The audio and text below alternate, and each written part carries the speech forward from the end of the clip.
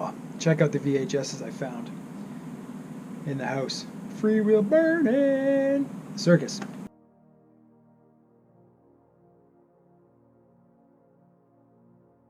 Like all you guys, I get a little obsessed about certain things in the industry and about riding and parts and components and technique and all sorts of things. And one of the things recently that I've really been focusing in on is rim width, tires, and how it affects riding. And I sort of jumped off of a video I saw of Troy Brosnan's mechanic going over his bike and mentioning that he runs 25 millimeter internal width rims for downhill riding. And I thought that was crazy because we're riding 30s, 31s, 35s, and getting the size of the tire nice and big. And it's made me start wondering, and I really started looking into it, obsessing a little bit about it. First riding the crap out of stuff and then looking at all of the riders' bikes. So I'm going to share my thoughts and observations from riding with you and get into what I saw as I dove into all of the bike checks for riders over the last year and a bit. Okay, let's break this up first into riders and disciplines and what I discovered. So here we go, ready? Troy Brosnan, 25 millimeter internal width, rims undetermined when I saw it. So Troy Brosnan, 25 millimeter internal width. Loic Bruni, 25 millimeter. Finn Isles, 25 millimeter. Sam Hill, 28 millimeter. Martin Mays, 29 millimeter. Marine Cabarrou, 28 millimeter. Tawny Seagrave, 30 millimeter. Richie Rude, 30 millimeter. Jack Moir, 30 millimeter. Miranda Miller, Connor Fearon, 30 millimeter. Sorry, G. Atherton, 29 millimeter on his trail bike and his DH bike. Danny Hart, 30 millimeter. Aaron Gwynn, 30 millimeter. Amaray Pierron, 30 millimeter. Greg Menard, 31 millimeter.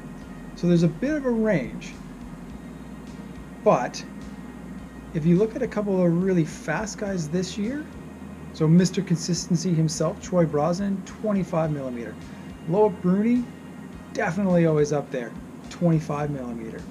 There seem to be, some of the DH guys seem to be a little bit smaller on average than the enduro riders.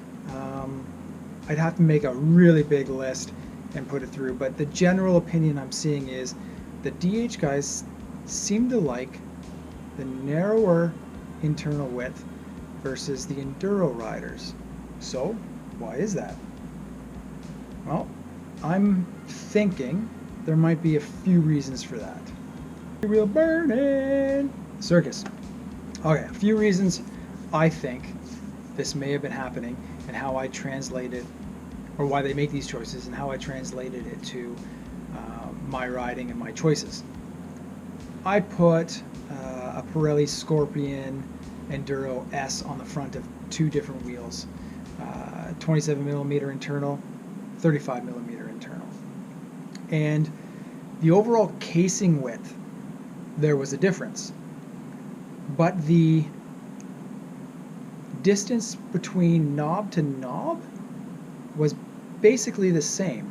However, the 27, you could definitely see it rounded a little bit and the outside knobs pushed out a little bit. That's just a factor of how it blows up in being smaller internal. So here's my theory. In downhill racing, these guys are all about corners, getting the most out of every corner that they can. I believe that running the narrower internal width, getting the tire to round a bit more, spread out the knobs a bit more, lets them lean further and grab more trail at a steeper lean angle versus a 30 mil, 31 mil internal on the same 2.4 tire.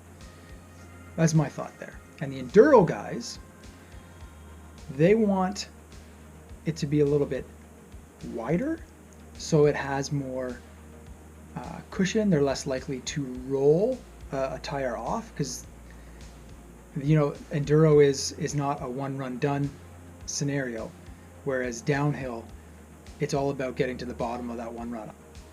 Now the enduro guys, they need a wheel to last over the full day of stages, because if something goes wrong, then they're out.